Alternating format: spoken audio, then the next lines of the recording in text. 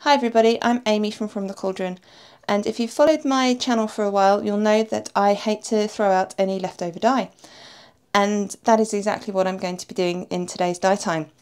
I have here a jar of what is mostly Kelly Green acid dye from Dharma. There may be a little bit of sour apple acid dye from Dharma and yellow and dark brown acid dyes from DT Craft and Design, but I think that is mostly Kelly Green.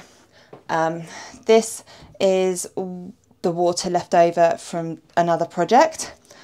I couldn't get the Kelly Green to completely exhaust, and I have here a dry skein of 100 grams of British sock yarn in 4-ply, and it is 75% superwash British wool, 25% nylon. It's dry, and I'm just going to place it in there. I'm not even going to push it down. Well, actually I'll start submerging it a little bit. I don't know how much colour is actually in here.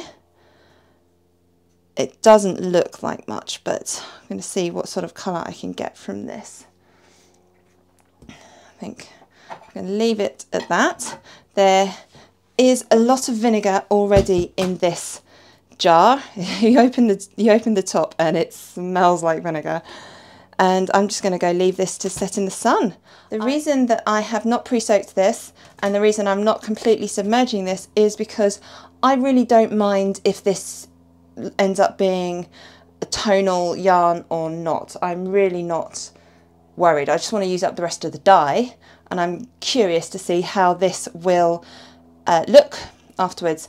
And after this, hopefully the dye here will set to the yarn, and then I might go and over dye it with something else. I don't know, but for now this is going to go sit in the sun for at least a day, probably a lot longer. It's slightly over the couple of days that I said I was going to leave this for. I started dyeing this on the 12th of August, and it's now the 12th of September.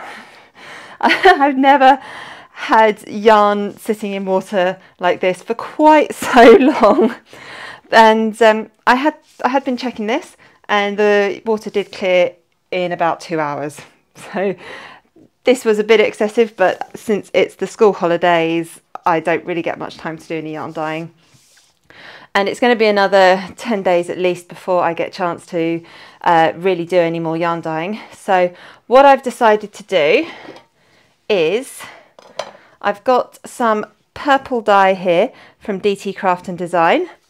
I've not tried this before.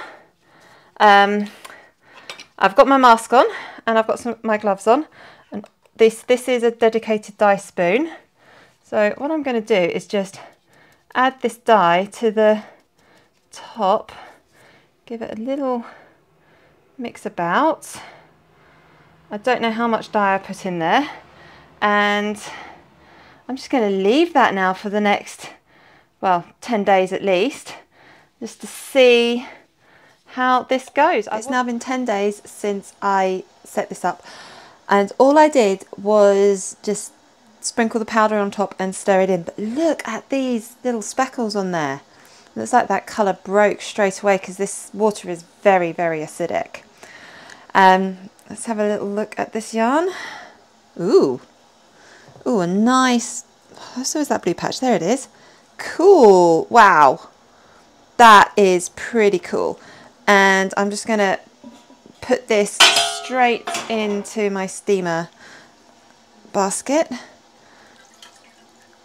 Some of that water drain off. This water does look pretty clear, and this has been sitting on my window in the sun, but it's not the middle of summer. It hasn't been getting particularly warm. So I am going to heat set this for probably about 30 minutes. There we go, it's just in my steam pan, and I'm going to cover that up, leave it for about 30 minutes so that the purple dye can really set to the yarn. Okay, this yarn has cooled down, let's wash it.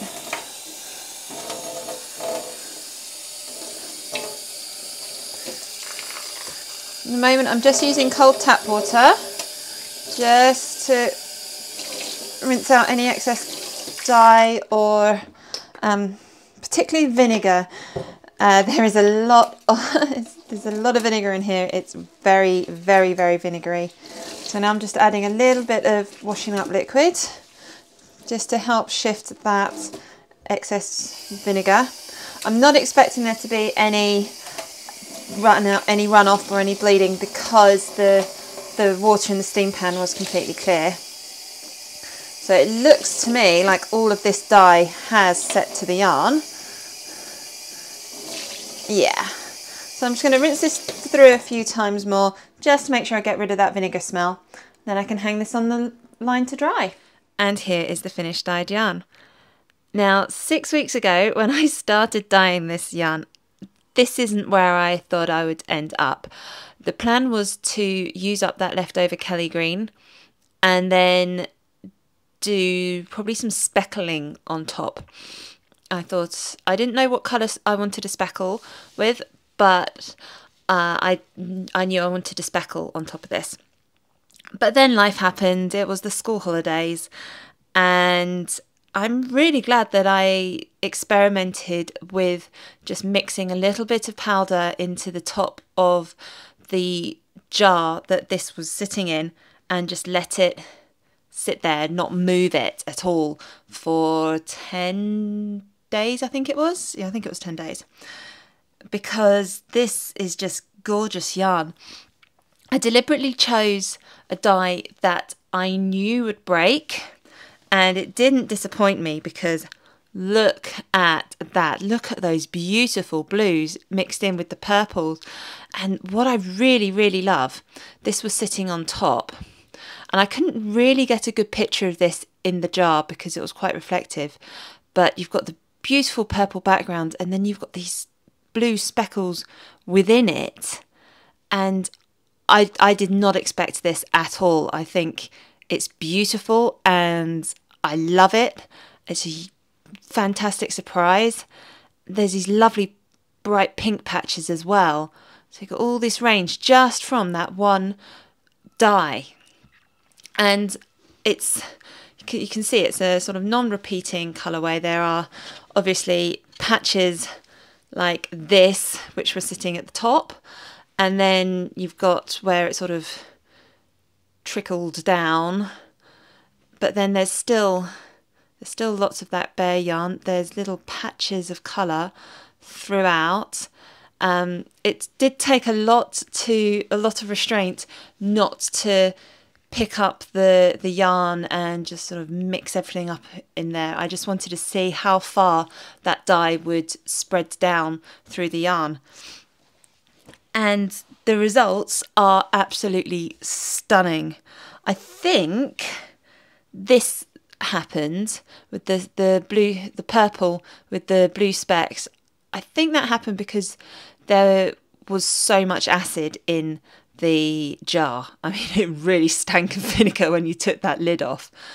So I'm guessing that that helps this dye to strike really quickly and to break like that. But I think it's fantastic.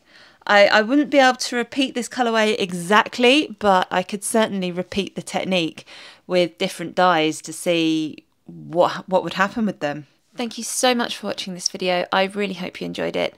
Do please click like and subscribe to my channel. I publish a new dyeing tutorial every Monday and it's usually uploaded between about 6 and 8 PM UK time, usually around 6:30.